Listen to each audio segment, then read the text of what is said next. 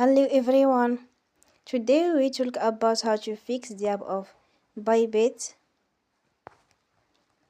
We go to settings,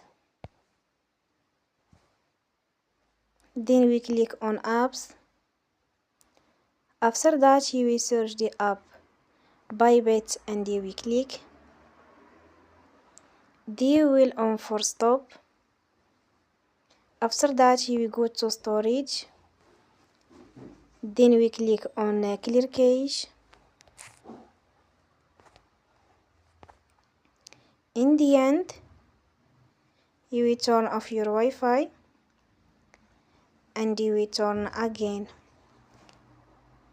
Don't forget to support us by like and subscribe. See you next time and thank you for watching.